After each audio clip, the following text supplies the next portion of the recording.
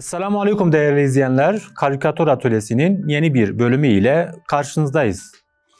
Bugünkü çizim konumuz okul sezonunun sona ermesiyle beraber çocukların camilere, Kur'an kurslarına gitmesi gerektiğini ele alacağız. Yine sizler de ekranlar başında bizlere eşlik edebilirsiniz. Hazırsanız başlıyoruz. Okul dedik, cami dedik ve çocuklar dedik. Resmimize şu şekilde başlamak istiyoruz. Şöyle bir tarafta okul yönünü gösteren bir yön tabelası, diğer tarafta yani sağ tarafta ise camiyi gösteren bir yön tabelasını yapacağız. Ve çocukların yani en fazla 2 çocuk yapabiliriz. Bir kız bir erkek. Okulun bitmesini ise çantalarını, karnelerini almışlar ve okulun olduğu yön tabelasına asmışlar ve ellerine Kur'an'ı alarak camiye doğru koşmaya başlıyorlar. Bu şekilde karikatürümüzü ifade edeceğiz. Öncelikle yer düzlemiyle başlayalım. Şurada bir yer düzlemi olsun, bir yol olsun. Şöyle hafif eğimli bir şekilde.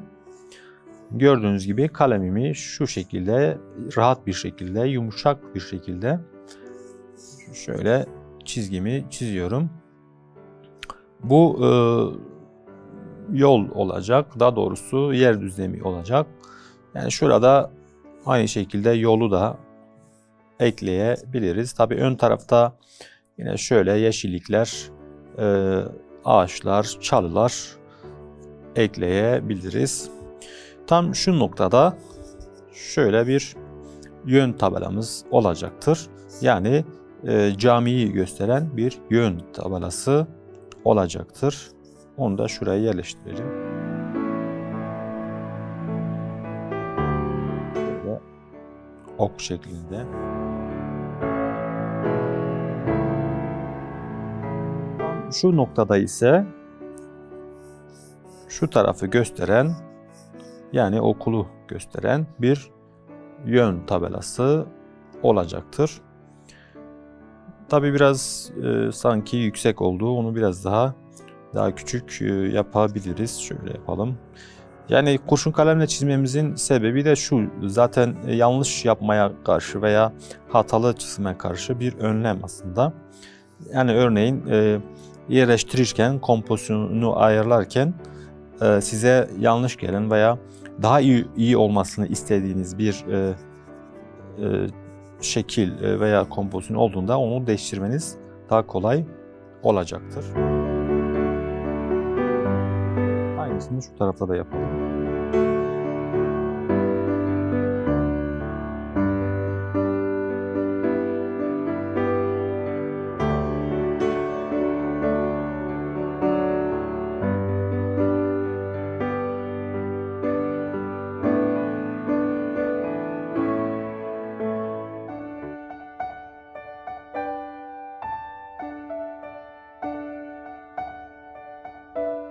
Burası cami olsun, şurası ise okul olsun.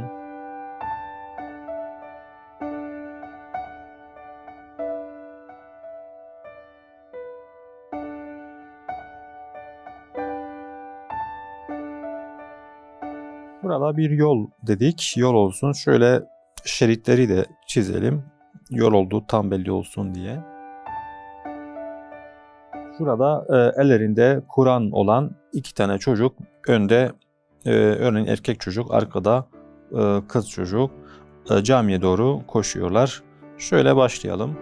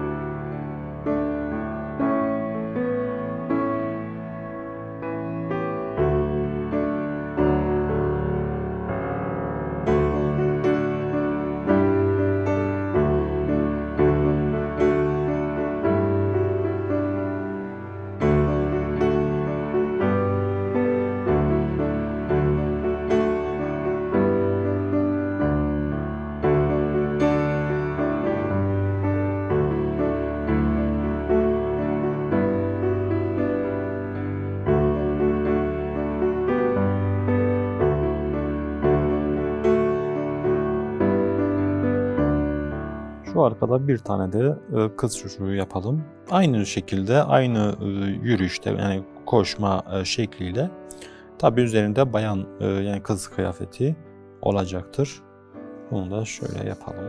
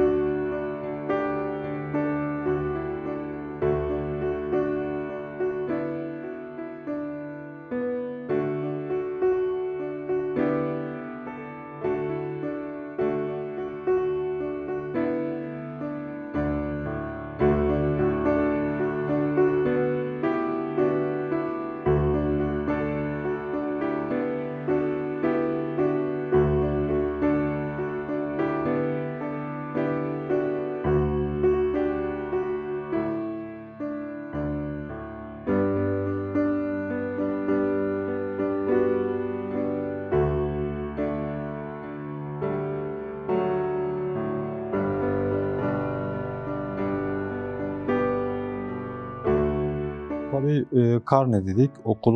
Okulun bitişi, okul sezonunun sona ermesi dedik. Bu şuraya da örneğin okul tabelasına da çanta asabiliriz. İçerisinde karne olabilir.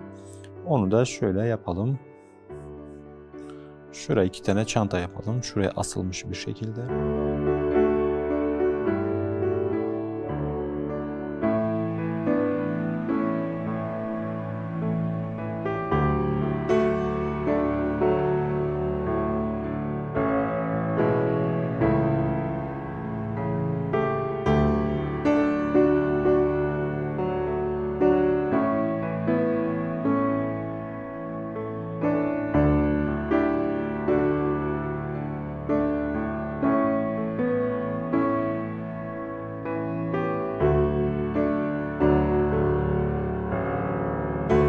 Şuraya karne yazalım.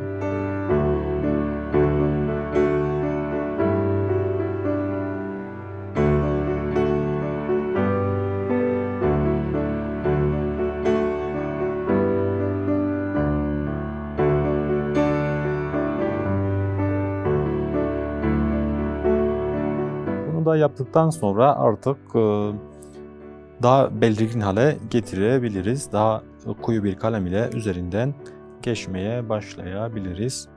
Şöyle başlayalım.